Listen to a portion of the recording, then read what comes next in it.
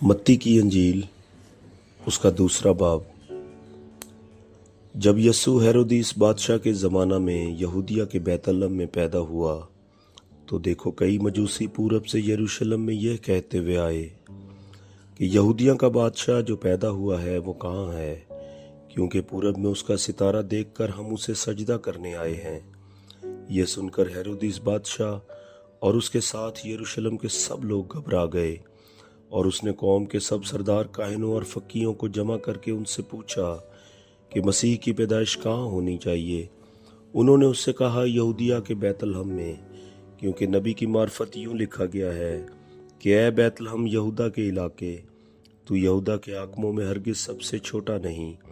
क्योंकि तुझ में से एक सरदार निकलेगा जो मेरी उम्मत इसराइल की गलाबानी करेगा। इस पर हेरोदिस ने मजूसियों को चुपके से बुलाकर उनसे तहकीक की कि वो सितारा किस वक्त दिखाई दिया था,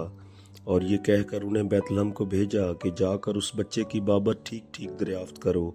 और जब वो मिले तो मुझे खबर दो ताकि मैं भी आकर उसे सजदा करूं। वो बादशाह की बात सुनकर रवाना हुए, और देखो जो सितारा उन्होंने पूरब में देखा था वो उनके आगे आगे चला, यहाँ तक कि उस जगह के ऊपर जाकर ठहर गया जहाँ वो बच्चा था। वो सितारे को देखकर निहायत खुश हुए, और उस घर में पहुंचकर बच्चे को उसकी माँ मरियम के पास देखा और उसके आगे गिरकर सजदा किया, और अपने डिब्बे खोलकर सोना और लुबान और मुर उसको नजर किया,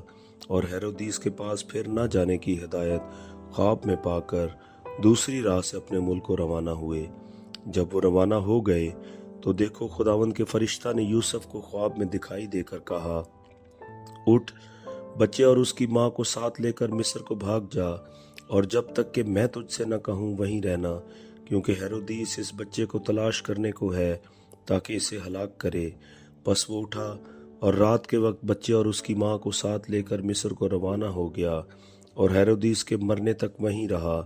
ताकि जो खुदावंद ने नबी की मार्फत कहा था वो पूरा हो कि मिस्र में से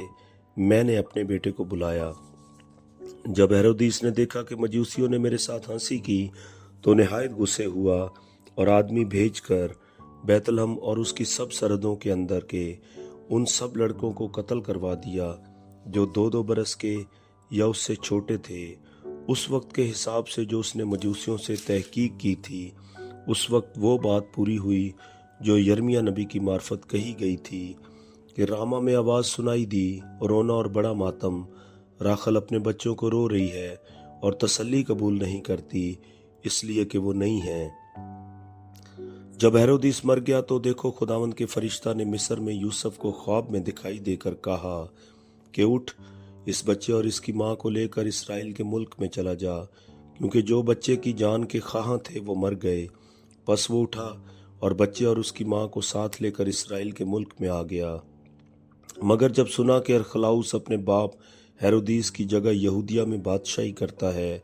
तो वहां जाने से डरा, और ख्वाब में हिदायत पाकर गलील के इलाका को रवाना हो गया, और नासरत नाम एक शहर में जा बसा, ताकि जो नबियों की मार्फत कहा गया था वो पूरा हो कि वो नासरी कहलाएगा। आमीन।